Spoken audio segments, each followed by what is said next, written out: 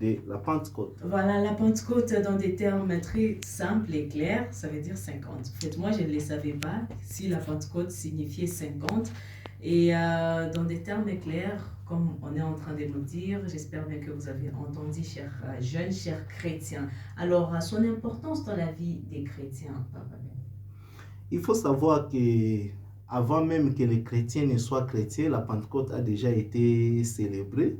Chez les Juifs, à son temps, on l'appelait donc fête des semaines. Si vous comptez à partir des Pâques, aujourd'hui, si vous comptez à partir des Pâques, c'est 7 semaines. Après la Pâques, c'est 7 semaines, vous comptez. 7 fois 7, ça fait 49. Plus le jour de Pâques, lui-même, ça fait 50. Donc, ça fait 50, c'est ce qu'il fêtait la fête des semaines. Alors, chez eux, dans l'ancien temps, ça s'appelait Shavuot. Shavuot qui veut dire fête des récoltes. Vous comprenez que la fête intervient à la fin du printemps. C'est au moment des moissons. On est en train de moissonner. Et si vous allez bien comprendre, la fête de Pâques est célébrée entre fin été et début printemps. C'est en intervalle à cheval entre été et printemps que la Pâque est célébrée. Mais Pentecôte est célébrée, elle, à la fin du printemps. Et à cette période-là, les Juifs faisaient des récoltes de toutes les moissons qu'ils ont eues. Alors, dans les déserts aussi, la fête a été célébrée. Quand ils ont quitté, si vous lisez bien la Bible et que vous suivez aussi les commentateurs, vous allez comprendre que depuis que le Seigneur avait frappé les premiers-nés des Égyptiens, jusqu'à ce qui a permis à ce que les Israélites sortent, traversent la mer, jusqu'à s'installer dans le désert. Et ça fait 50 jours aussi. Alors 50 jours, ils ont commencé aussi à fêter en mémoire aussi de leur fête appelée Shavuot. Comme ils étaient dans le désert, ils n'avaient pas de récolte en année. Ils pouvaient offrir à cette occasion-là les prémices de fruits. Ils ont offert des fruits parce que la fête ne pouvait pas passer comme ça. Alors, à cette occasion aussi, la tradition a aussi associé cette fête à la transmission par Dieu à Moïse des tables de la loi. Les commandements, les 10 commandements. C'était à cette occasion-là. Alors, la tradition juive a aussi associé à la Pentecôte cette transmission. Comprenez un peu ce que... C'est très important. Alors, le point de rencontre dans la célébration de la Pâque, dans la célébration du temps de l'Ancien Testament et du Nouveau Testament. Le point de rencontre est que dans le Nouveau Testament, quand Christ est ressuscité, 50 jours après, les disciples étaient ensemble, pour ne pas parler de l'ascension. Oui. Les disciples étaient ensemble avec cette peur, enfermés. Alors au 50e jour, le Saint-Esprit est descendu. Ça coïncidait aussi au moment où la tradition juive pouvait se réaliser parce qu'ils montaient à Jérusalem pour célébrer ça. Ils amenaient des récoltes, des prémices, tout ça. Alors, à ce moment aussi, Dieu a utilisé aussi ce moment pour que la Pentecôte chrétienne se réalise. Et à ce moment-là, comme chez les Juifs, c'était la fête des moissons et la fête des récoltes.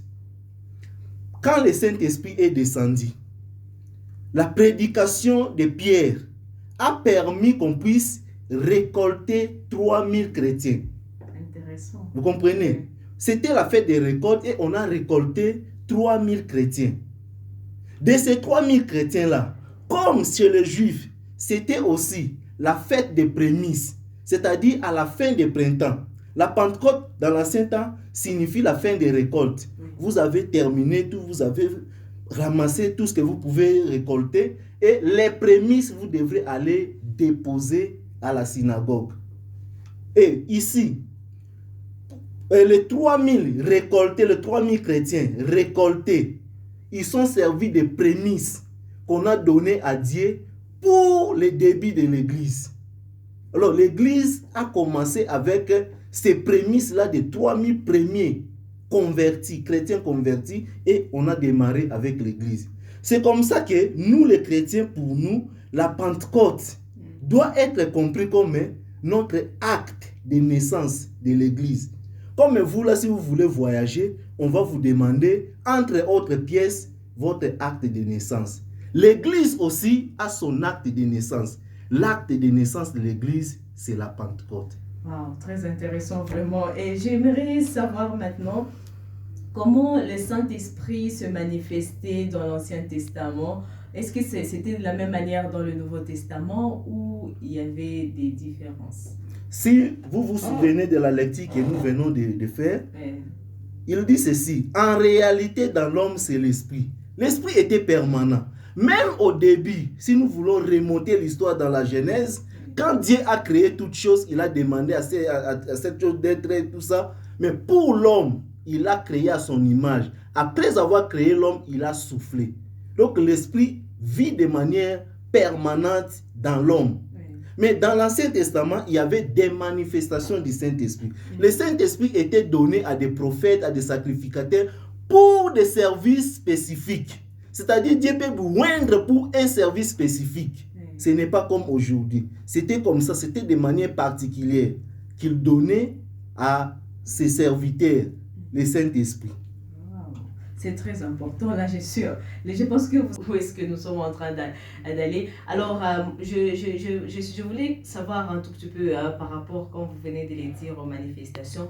Dans les temps du Nouveau Testament, les gens parlaient en langue. Est-ce que c'était de la même manière dans l'Ancien Testament? Parce que quand on parle du Saint-Esprit, nous voyons ces manifestations. Bon, chez nous, ici, nous pensons qu'on doit parler en langue, tout ça. Est-ce qu'avant, c'était de la même manière? Et à part la Pentecôte, est-ce que le Saint-Esprit s'est manifesté toujours dans l'Ancien Testament?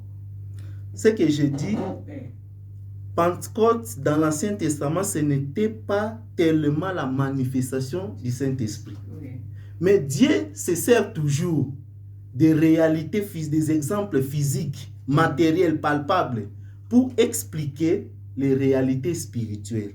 Vous comprenez?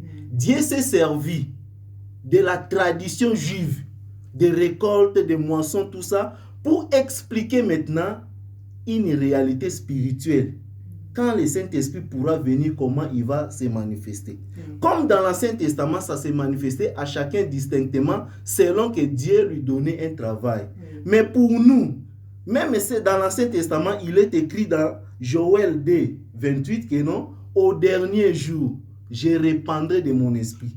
Donc l'esprit était là, mais il n'était pas encore répandu. Il fallait qu'on attende ces jours-ci pour que Dieu répande de son esprit. Il répand son esprit sur toute chair. Les fils et les filles prophétiseront. Les vieillards, on leur réserve des songes parce qu'ils sont sages. Mais aux jeunes, on leur donne la vision. Parce que la vision, c'est aujourd'hui, demain et continuel. Mais les songes, c'est réservé aux sages. C'est comme ça qu'on a réservé aux sages. Et la manifestation, je ne sais pas si je peux... Vous pouvez. La manifestation du Saint-Esprit aujourd'hui, dans l'Église, ça